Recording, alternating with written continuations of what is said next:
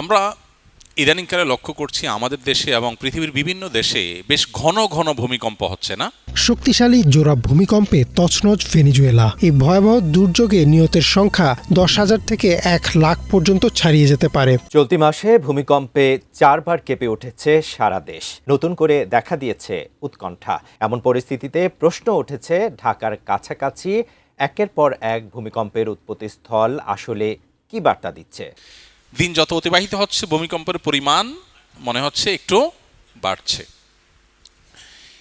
এটা বিশেষ কোনো বিষয়কে ইন্ডিকেট করে কিনা কোরআন এবং হাদিসের আলোকে?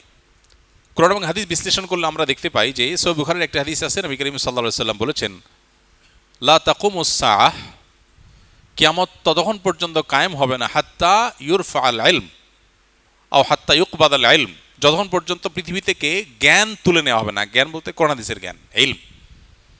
এই ইলম তুলে নেওয়া হবে। পৃথিবীতে আলিম থাকবে, ইলম থাকবে না। হুজুর অনেক থাকবে কিন্তু গভীর ইলম থাকবে না।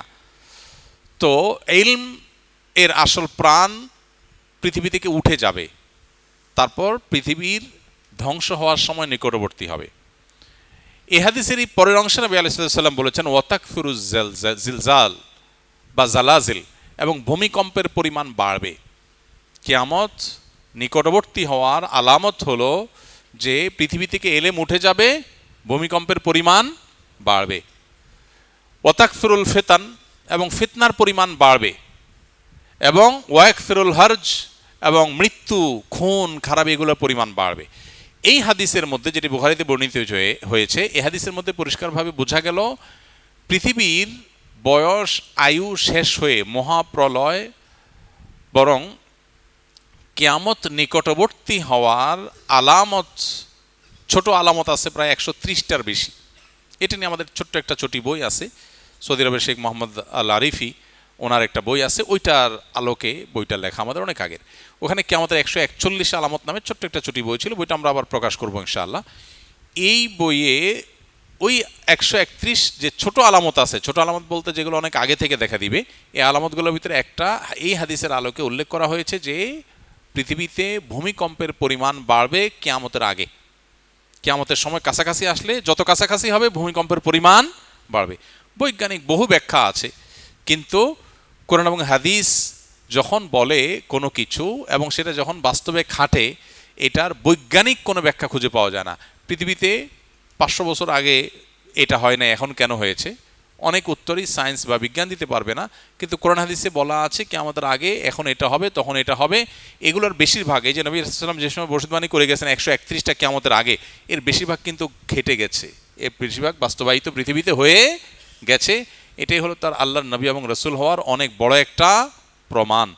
তো যাই হোক, পৃথিবীতে এই যে আপনার ভূমিকম্পের পরিমাণ বাড়বে, এটা কিয়ামতের আলামতের মধ্যে থেকে একটা। আমাদের উচিত হলো ইস্তেগফার করা, আল্লাহর দিকে ধাবিত হওয়া, নির্মাণ সংক্রান্ত যে সমস্ত নীতিমালা আছে, গাইডলাইন আছে, সেগুলোকে ফলো করা।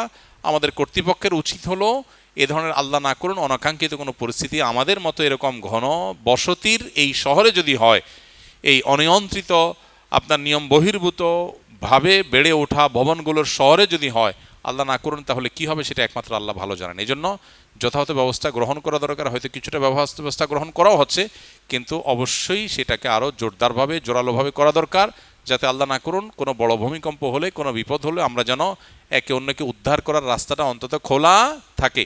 এক্ষেত্রে নির্মাণ বিধিটা আমাদের সবারই মেনে চলার চেষ্টা করা দরকার। আপনারা যে মসজিদে বসে আছেন, আসুন্নাহ ফাউন্ডেশন মসজিদ কমপ্লেক্স, আলহামদুলিল্লাহ, এই মসজিদ নির্মাণের শুরুর দিকে যখন আলোচনা হয় যে আমরা এটাকে কিভাবে নির্মাণ করব, তখন আমাকে অনেকে বলেছিল যে ঢাকায় মসজিদগুলোর জন্য প্ল্যান পাস করতে হয় না, রাজুক থেকে প্ল্যান পাস করতে হয় না, আমরা এটার জন্য প্ল্যান পাস করার দরকার নাই, যে পরিমাণ জায়গা ছাড় দিতে হয় এগুলো মসজিদের জন্য লাগে না, কেউ দেখতেও আসে না, এটা নিয়ে কড়াকড়িও করে না, এটা সয়ে নেয়, সহনীয়। এটা আমি বললাম না, এটা আমি কেন করব? নির্মাণ বিধি মেনে চলা সবাই নিরাপত্তার জন্য দরকার। তো নিরাপত্তার জন্য দরকার যেটা, শৃঙ্খলার জন্য যেটা দরকার, সেটা মেনে চলার শিক্ষা ইসলাম দিয়েছে। সেটা মসজিদ তো আগে পালন করবে। মসজিদ কেন ভায়োলেশন করবে? মসজিদকে কেন ভায়োলেশন করানো হবে মসজিদকে দিয়ে? এটা তো উচিত হবে না। বলে যে না, ভায়োলেশন করলে আমরা অনেক বেশি জায়গা পাবো, অনেক বড় করতে পারবো। আমরা একটু ছোট হোক, আপনারা দেখেন ডানে অনেক জায়গা, বামে অনেক জায়গা ছাড়া হয়েছে, দেখবেন অনেক জায়গা ছাড়া হয়েছে, বলে এগুলো নেওয়া যায় তো ভিতরে। আমরা না, নেওয়ার দরকার নাই। আল্লাহর ঘর, এখান থেকে মানুষ নীতি এবং আদর্শ শিখবে। এখান থেকে যদি ভায়োলেশন শিখে তাহলে মানুষ শিখবে কোত্থেকে? শুধু ওয়াজ থেকে শিখবে? মসজিদ নিজেই তো, মসজিদের অবস্থান থেকেও তো মানুষ শিখবে। তাই আমি বললাম না, এটা হতে পারে না। আলহামদুলিল্লাহ আমরা বললাম যে বাংলাদেশে কোন মসজিদ আপনার প্ল্যান পাস করছে, কে করে নাই, কোন মসজিদকে দিয়ে মসজিদ কমিটির লোকজন ভায়োলেশন করছে আর করে নাই, এগুলো আমাদের জানা নাই। তবে আমরা এগুলোকে সঠিক মনে করি না। যেটা মানুষের জন্য কল্যাণকর সেটা করলে আল্লাহ সওয়াব দেন, যেটা মানুষের জন্য ক্ষতিকর সেটা করলে আল্লাহ গুনাহ দেন। অতএব একজন ঈমানদার তিনি কোন অবস্থাতেই মানুষের জন্য ক্ষতিকর কিছু করতে পারেন না। মসজিদ শুধুমাত্র নীতিবাক্য বলার জায়গা না, মসজিদ থেকে নীতিবাক্য প্রতিষ্ঠার জায়গা। আমি গ্রামে গিয়েছি গত 4-5 দিন আগে, চেয়ারম্যান সাহেব আসছে দেখা করতে। চেয়ারম্যান সাহেব আমাকে বলল, ভাই একটা বিপদ। কি? বলে যে আমাদের ইউনিয়নের ঠিক বর্ডারে পার্শ্ববর্তী ইউনিয়নের একটা কেস আমার কাছে আসছে। তো সেখানে এলাকার লোকজন, একজন অসহায় মহিলা, তার জায়গা কিছু একটু ঝামেলা জায়গাতে আছে, ঝামেলা আছে দেখে ওইটাতে মসজিদ বানায় ফেলছে। এখন সবাই নামাজ কালাম পড়তেছে, মহিলা ভয়ে তো আর কিছু করতে পারে না। ওটা এখন মসজিদ হওয়ার কারণে সবাই ওইটার প্রতি খুব সিম্প্যাথি, হ্যাঁ মসজিদের জায়গা রক্ষা করতে হবে, তাহলে আল্লাহ খুশি হবে। মসজিদের জায়গা রক্ষা করতে গিয়ে যদি মহিলার 2টা ধাক্কাও দেওয়া যায়, যেহেতু আল্লাহর ঘরের জন্য লড়াই করবো, তাহলে কি হবে? আল্লাহ খুশি হবে। তো চেয়ারম্যান সাহেব আমার কাছে আসছে, ভাই এই হলো ক্রাইসিস এলাকাতে। আমি বলি যে আল্লাহ তো খুশি হবে না, আল্লাহ মায়েরার 2টা বাড়াই দিবে ওইটারে, সম্ভাবনা আছে। কেন? কারণ আল্লাহ যদি জিজ্ঞেস করে, বেটা তুই নিজের জন্য চুরি করলে একটা ব্যাপার হইতো, তুই আমার ঘরের জন্য চুরি করছস, মানে মসজিদে তুই আসামের কারগার করছ, তো মাইতো তো ডাবল হবে। সারা জীবন আকাম কুকাম করে চুরি ডাকাতি দুর্নীতি 2 নম্বরই সুদ ঘুষ খায়া পেটে বদহজম করে এরপরে বুড়া বয়সে মসজিদ কমিটির সদস্য হইয়া মনে করে সারা জীবন তো নিজের জন্য করলাম, এটা আল্লাহর জন্য করি। তাইলে যদি কাটাকাটি হয় মায়ের আরো বরং ডাবল পড়বে। খুবই জঘন্য কথা। বেশিরভাগ মসজিদ কমিটির লোকেরা এই বিষয়গুলোকে খেয়াল করেন না, তাদের উচিত আল্লাহকে ভয় করা।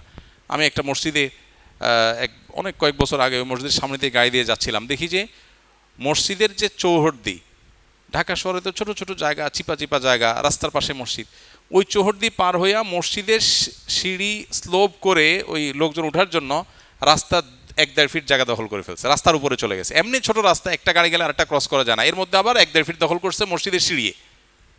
কেন? সিঁড়িটা একটু ভিতরে দিলে কি হইতো? মসজিদে একজন লোক কম দাঁড়াইতে পারতো, কিন্তু রাস্তাটাতে দখল হইতো না। তো রাস্তার জায়গায় মসজিদের সিঁড়ি আনা কি জায়েজ হয়েছে? এই রাস্তা তো মসজিদের জন্য, রাস্তা তো চলাচলের জন্য। এখন মসজিদ কেউ কিছু বলবে না, কমিশনার সাহেব কিছু বলবে না, কেউ ভয়ে বলবে না, সেজন্য আপনি দখল করলেন। এ তো মাস্তানি। মাস্তানি যদি মসজিদে দিয়া করেন তাহলে মানুষ শিখবে কোন জায়গা থেকে? খুবই জঘন্য কথা। আপনারা যদি কোনো মসজিদ মাদ্রাসার সাথে জড়িত থাকেন, খবরদার, মসজিদ মাদ্রাসা দিয়ে মানুষের হক নষ্ট করা যাবে না।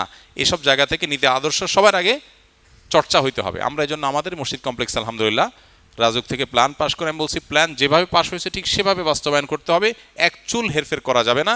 কারণ আমরা নিয়ম ভাঙতে চাই না, আমরা নিয়ম গড়তে চাই। এই যে বাংলাদেশের ড্রাইভিং স্কুলগুলোতে কয়টা ড্রাইভিং স্কুলে 60 ঘন্টা প্র্যাকটিক্যাল করানো হয় গাড়িতে? কয়টা? খবর নিয়ে দেখেন, একটাও পান কিনা? কয়টা আছে দেখেন, বাইর করতে পারেন কিনা? আলহামদুলিল্লাহ আমরা আমাদের ড্রাইভিং স্কুলে 60 ঘন্টা সরকারের নিয়ম প্র্যাকটিক্যাল করতে হয়, 60 ঘন্টায় আমরা প্র্যাকটিক্যাল করি আলহামদুলিল্লাহ। তো আমরা চেষ্টা করি নিয়ম ভাঙার দেশে নিয়ম রক্ষা করার। আল্লাহ তাআলা আমাদেরকে নিয়ম মানার সংস্কৃতিতে আসার তৌফিক দান করুন।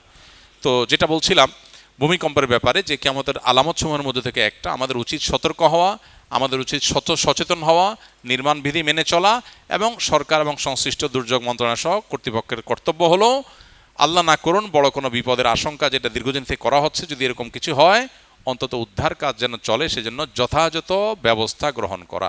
আল্লাহ তাআলা আমাদেরকে সেই তৌফিক দান করুন।